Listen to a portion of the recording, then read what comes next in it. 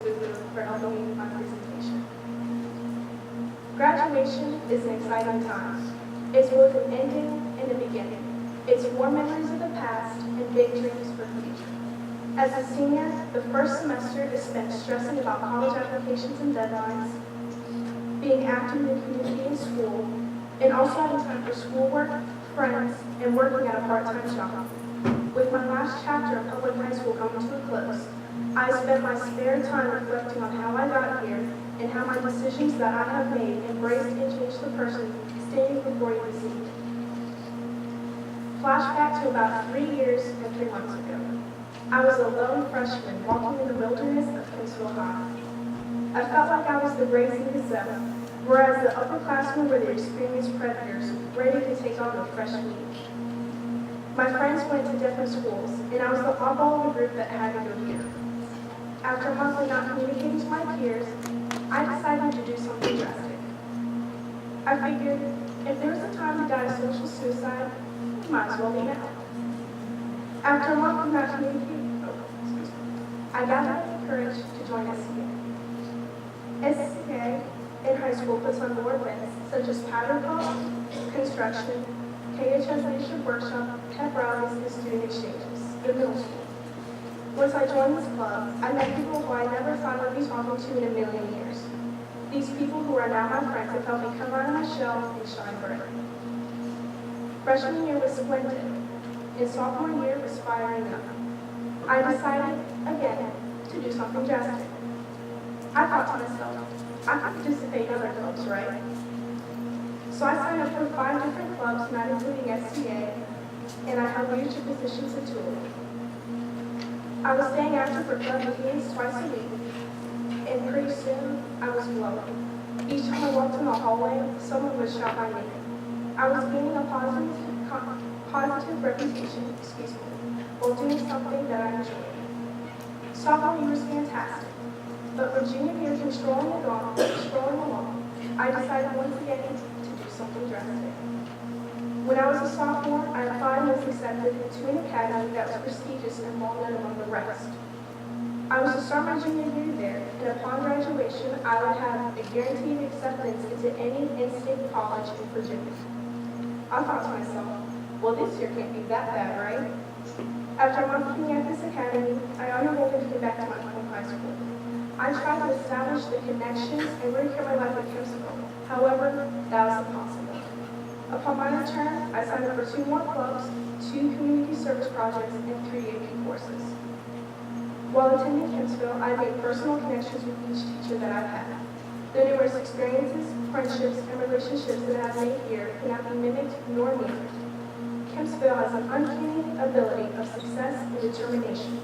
We also have the Leadership Workshop, which mirrors citywide BBLW. Our 4 subject-based clubs offer free tutoring for all students, and we also have peer tutoring that can occur when students have an available study block. Kinsville's music strands are highly gifted. We received a perfect score orchestra and band, as well as our marching band went to states twice in the past 3 years. We are the only high school that has our own in-house radio station, WKHS. And most of all, we will be home to the prestigious Business and Entrepreneurship Academy. One last attribute that is indigenous to Kinsville High School is the legacy. There are teachers that come back to Kinsville after they graduate. Ms. Templin, the academy coordinator, as well as the 2 English teachers and the marketing teacher in this room are perfect examples. In fact, 21 teachers in this building are Kinsville grads. That should tell you right there that Kinsville is like home. If you're new to the Kinsville community, don't worry. Soon you will become a part of the Kinsville Chiefs family. About 4 years ago, my family was a part of the first 5 graduating classes here. And now here I am, honoring and continuing this tradition 45 years later. Kinsville High School is my fortress, my rock, and my forever home. Thank you.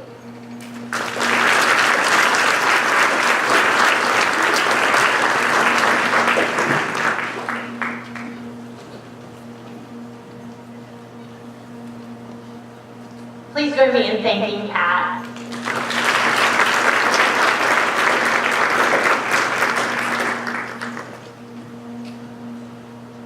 So why should you study business and entrepreneurship? Well, I'd like to bring up a college student who's a terrific example of what studying business and entrepreneurship and even gaining an associate's degree in high school can do for you. Aaron Blade Taylor is currently a junior at Old Dominion University. He graduated last year from Greensville County High School in Emporia, Virginia, and was the class of 2015 valedictorian. While pursuing his high school diploma, Blade attended Southside Virginia Community College, where he received his associate's degree through the Governor's School Program.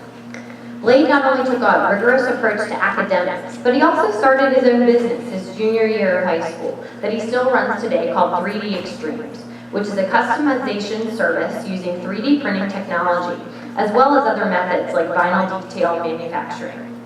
This is actually Blade's second business that he has operated since high school, having previously run a business called BT Marketing, which was a service-based business helping local small businesses expand their marketing and advertising platforms within the community. Blade plans to expand his current business and pursue his degree in marketing from Old Dominion University and graduate in 2017.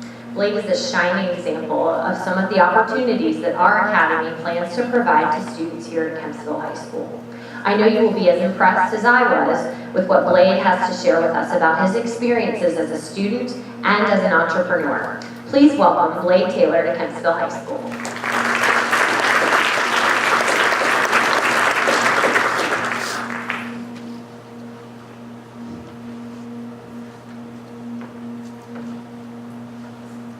All right, well, thank you so much for that incredible introduction, Megan. Well, good afternoon, parents, students, and staff.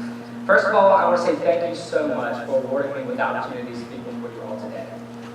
As Ms. Timlin said, my name is Aaron Blade Taylor, and I am a rising entrepreneur and student at Old Dominion University currently. I am here today to speak to you all about one thing, and one thing only, that is entrepreneurship. So, what is it to be an entrepreneur, and what even makes you an entrepreneur? Why should I be an entrepreneur? Well, these are all the same questions that I found myself asking myself daily as I was going through my high school career. First of all, I want to tell you a little story. So in 2011, when I was a mere 15-year-old high school freshman, I did what society sets as supposedly the ultimate goal for any individual. I got a job. A wonderful, fun, great, actually super great job. In fact, I don't know if anyone could have had a better job than I had. Every day after school, I got to go to this lovely job and do the same thing over and over again. Wash dishes. Washing dishes at a restaurant. So that definitely sounds like the generic first job for most students, right? Well, that's what I was at the time. A high school student washing dishes every night. Now, why did I even get this job? Well, I'd always been independent, and I really just wanted my own money at the time. My parents didn't push me to get a job. In fact, they didn't really push me to do anything or be anything. They didn't put pressure on me, and I think that's what shaped me into the individual I am today. But anyways, back to my story. So there I was washing dishes every afternoon, and next thing I knew, the checks were rolling in. Man, I thought I was rich. I was making a whole $7.25 an hour. I mean, what could be better? And you know what? In just 6 months, I got a raise. Now, I was making like a whole $8 an hour at the time, but you know what else came along with that raise was more work. That doesn't mean more hours. It just means I had more hard work crammed into the same hours that I was already working. In fact, after a couple weeks, my hours were even cut back, meaning I was making less. But guess what wasn't cut back? The amount of work. So at that time, as I was continuing to wash dishes, I moved into doing more and more jobs, that was associated with that hard work, including taking orders, serving food, doing this, doing that, and the hard work kept piling on, and they were still paying me $8 an hour. I mean, I couldn't believe it. So you know what I did? No, I actually didn't quit. I actually put up with it because I was so obsessed with money. I didn't know if I was going to be able to find another job at the time, being a high school freshman and all. And I didn't want to lose that paycheck. I mean, in my eyes, $8 an hour was better than $0 an hour. So, what's the point of this story? Well, I believe that this is the same situation that many individuals face today. so many adults get caught in a situation where they can't afford to even quit or look for a new job or have any change in their life. They get caught in a predicament where they can't choose what their life will become, where they will go, what they will even do. Instead, they work what I like to call the 40-40-40 plan, meaning that they work for about 40 hours a week for 40 years of their life just to hope to retire at 40% of 1 year's annual income, which I can go ahead and tell you is almost impossible. And with taxes and inflation forever knocking on your door, I can say with confidence that this new coming generation is looking at having an average retirement age of about 70. So students, I mean, do you really want to work until you're about 70? I mean, and forever live a life of having another grown man or woman tell you when you can take a 2 weeks vacation, or when you can, decide to dress casually in the office, or really more or less when you can spend time with your family. So, going on, then after about that 12 months of working for that person who is your boss and telling you what to do, each and every day, most individuals do the simple thing, and they hit repeat, and they do the same thing year after year until they hope to retire. Like I said, at about 65 right now for most individuals, and we're looking at 70 for my generation. So that predicament that they never got out of is what caused them to get caught in that cycle. That dead-end job that they never quit, but instead dealt with because they were afraid to lose their paycheck, becomes their life. And you know what? This is what society has waiting for us, or for each and every one of us actually, when we exit the school doors, whether they be high school or college. They have us on a path that is not guaranteeing success, but instead almost promotes failure. So how do we escape this? Now, don't get me wrong, education is great. I mean, I myself am a student. But aside from learning about your field of interest, are you acquiring the skills that are necessary to set your path, set you on a path for success? At most schools, this isn't even thought about. I can tell you with confidence that it wasn't thought about at my high school. They're only set a plan for you to acquire all the necessary knowledge and baseline skills so you may enter the workforce. Now, what most people don't realize is that there actually is an alternative somewhere out there. Back in my hometown of Emporia, Virginia, as I approached my junior year of high school, I was presented with this alternative, and it was called Governor's School. Now, applying and testing to get into the Governor's School was very hard.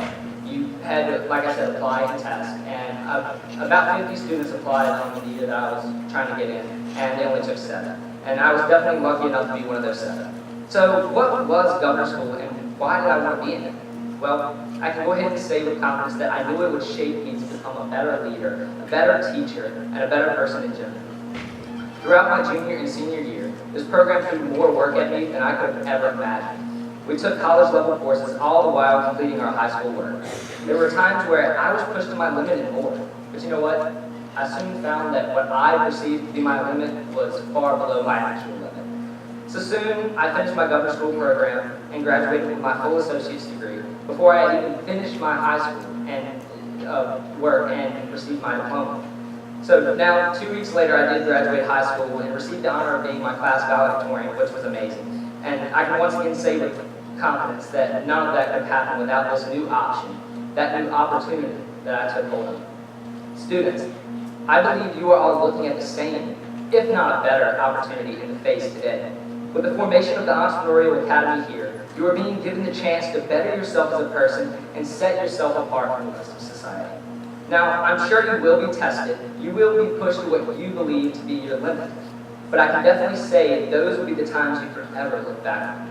Now, you can choose to not do this program and just slide through high school with ease, but where will that person, that version of you be in comparison to what you could have been? What if this program helps you develop the skills that will help you make 5 times as much money in your life? And better yet, what if they give you 5 times more time in your life to spend outside of the office cubicle, to spend with your family, with your friends, doing what you want when you want? What if this could be the ultimate change in your life? What if you can become that entrepreneur that is not just remembered, but instead leaves behind a legacy that will forever remain? What if you can change this world and become that individual that frees those who are trapped in dead-end jobs and just waiting to retire at 70? I ask you to please be an influence. I know for a fact that I will be successful because I never pass up an opportunity. And you can learn from every bit of knowledge that you acquire throughout high school. You can memorize this and that. You can learn this equation and that equation. That will definitely help you in life, but is that all it takes? Will it guarantee your success? You can define the term entrepreneur in many different ways, but anyone can own a business. I mean, in my eyes, a true entrepreneur is someone who is a go-getter, a risk taker, someone who is willing to work harder in the beginning than those around him or her. With that in mind, ask yourself, do you already possess that entrepreneurial spirit? Will you be a go-getter, that risk taker? The better question is, will you seize this opportunity and enter the entrepreneurial academy that can forever change your life? I sure hope so. Thank you so much, thank you all so much for allowing me to speak to you all today. And I hope the best for you all. Thank you.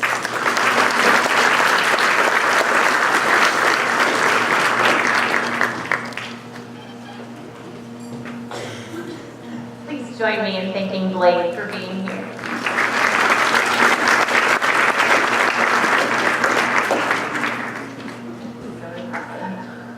I definitely couldn't do that when I was listening.